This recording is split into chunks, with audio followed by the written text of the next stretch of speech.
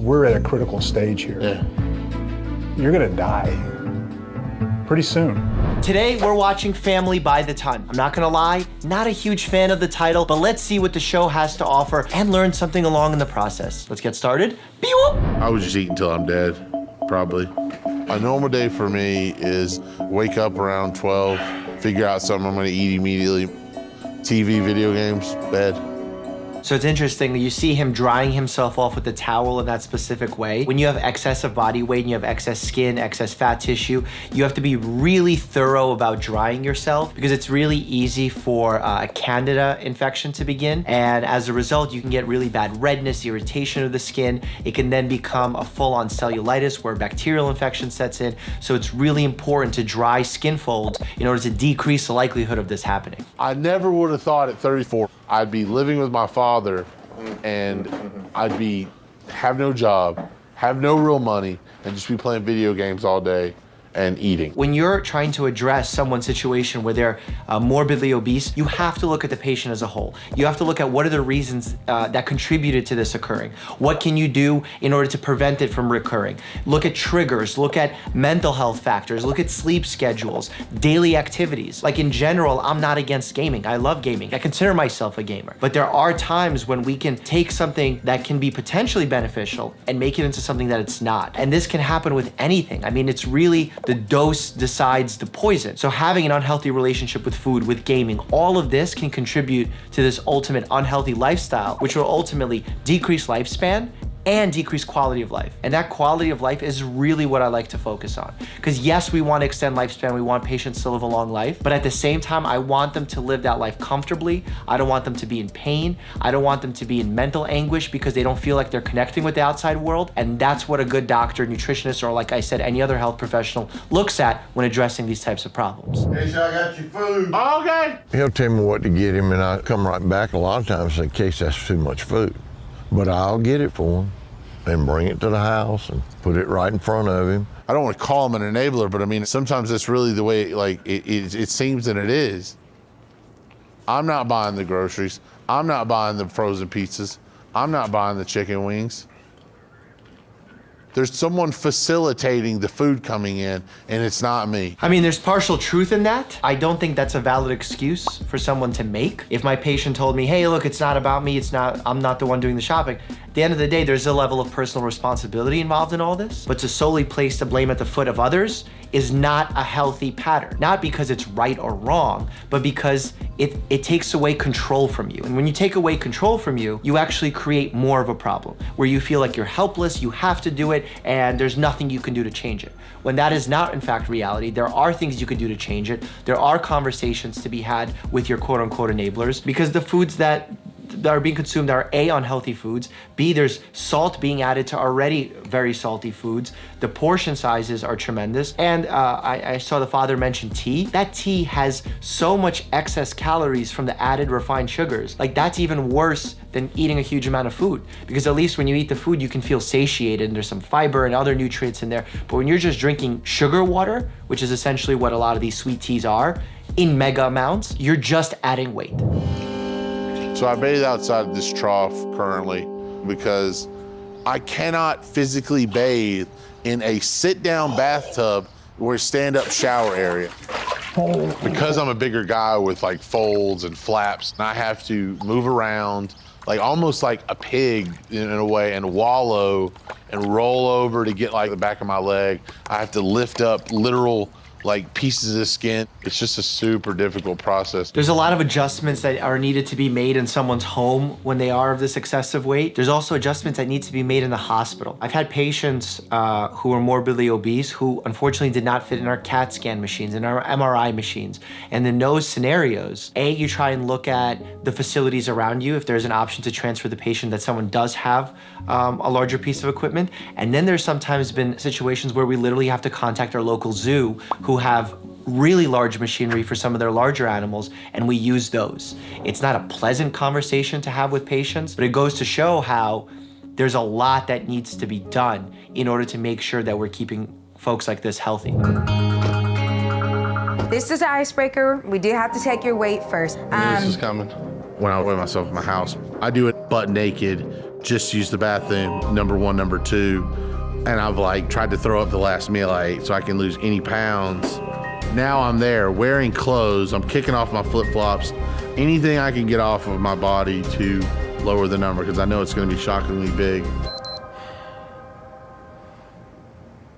It's 711.8. Now, I know some bariatric offices that try and save this step for later in the visit. Reason being is, whether this patient is approximately 500, 600, 700 pounds, we know that there's gonna be a benefit to doing the procedure. So we can already lead with that assumption. A lot of times it's traumatic to step on this scale and look at the number, so we try and perhaps save it for not the first thing you do when you walk into the office, because that alone can cause people to not want to come in to see the doctor in the first place. We're at a critical stage here. Yeah.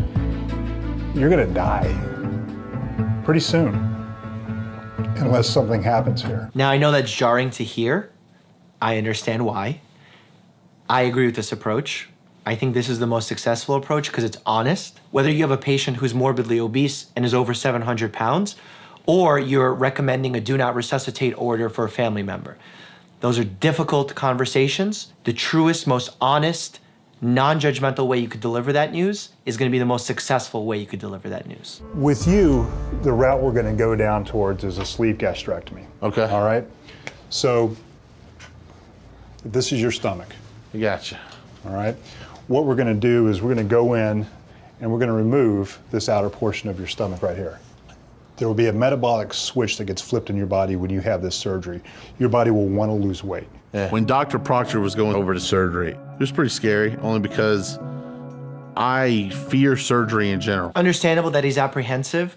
Surgery comes with legitimate risks, even if it's bariatric surgery. That being said, being 700 plus pounds carries way more risks than the surgery. And that's how we decide whether or not a procedure, a medication, a treatment is good for a patient. Why don't you tell me, what does a normal day of eating look like for you prior to when you saw Dr. Proctor? So like, we're waking up at like 12, Okay. and then probably ordering food from the hot dog house. What do you usually order? On like a normal day, it might be like 20 wings or like 10 tenders, and then it would be like a small order of tater tots and a large sweet tea. This size cup? Yeah. Okay. So we're doing 32 ounces of sweet tea? My lunches were either a taco salad or like tacos. Okay. But it was, you know, not a lot of sour cream. And then the were you rest of the having day, dinner? It could be anything from like a big thing of fried chicken or pizza. We'd have like, not occasionally, but sometimes. So Dr. Proctor wants you to lose 60 pounds by the time he sees you next. The reason why all of these guidelines are in place about having patients lose a certain amount of weight before the surgery, having them see a psychologist, running blood tests, is you want to set the patient up for success. If we just willy-nilly did bariatric surgeries on everybody who is obese, it would be problematic, because what happens is when you do the surgery, there's very specific protocol you have to follow. If you overeat with a smaller stomach, you can actually cause surgical issues. You can rupture your stomach, you can cause vomiting, it can cause mental havoc, it can lead you to going into a dark depression. We really try and select our patients that we think are gonna have the best outcome from the bariatric surgery instead of just recommending it for all. So I've hired a personal trainer for the first time in my life. This is the first time I've been to the gym in a long time, and I am a little bit nervous.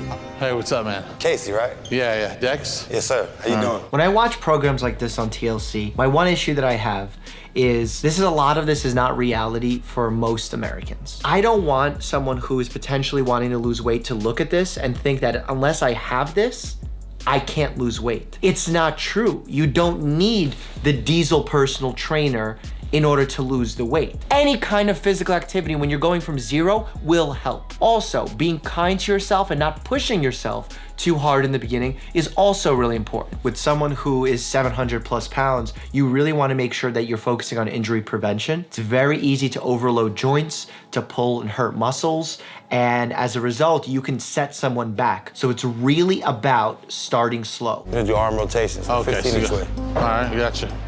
Good. Now we go back the opposite way. All right.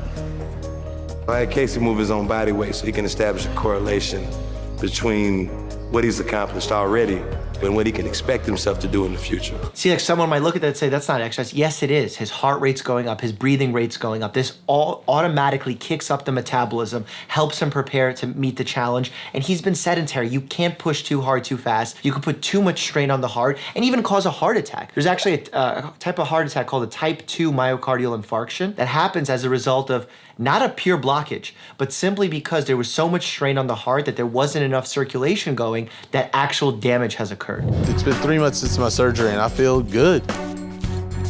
Little things are changing in me that I didn't really expect to change so quickly. As I accomplish more, my self-esteem is rising, so I feel like I can do more. So it's just a good feeling.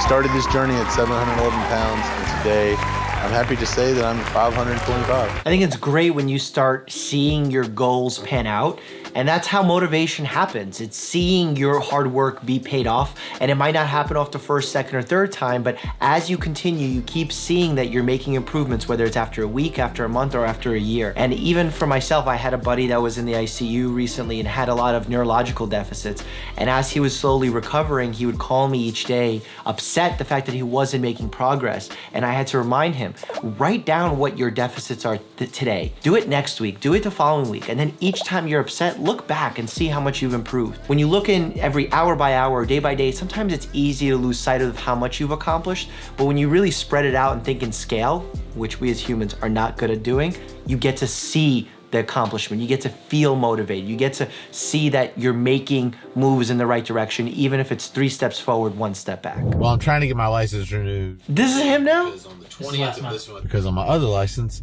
I'm huge. I'm a whale. So there we go. That's me. I don't know if you can see that real well. I don't know, but that's me. It's really weird too, because like 2020 Corona is like the worst year of some people's lives. Like it's really been awful for people, but like it's going to go down in the record books as like one of the best years of my life, probably. Life for me is blossoming. What he's experiencing right now is almost like a form of post-traumatic growth. It's looking back at your accomplishments. There's nostalgia there. And the fact that he's in fact reached his goal. He's in fact improved his quality of life. It goes to show that everything that we discussed in the beginning of this episode, where it comes to extending life and improving quality of life, he's a walking testimonial for. Really proud of him. Check out this video of me taking a career test. Do you think I got doctor or something else? As always, stay happy and healthy. Compose or arrange music. I have no creativity in my body. So if you ask me to draw you something, compose you something, it's gonna come out looking like the trap version of the Happy Birthday song.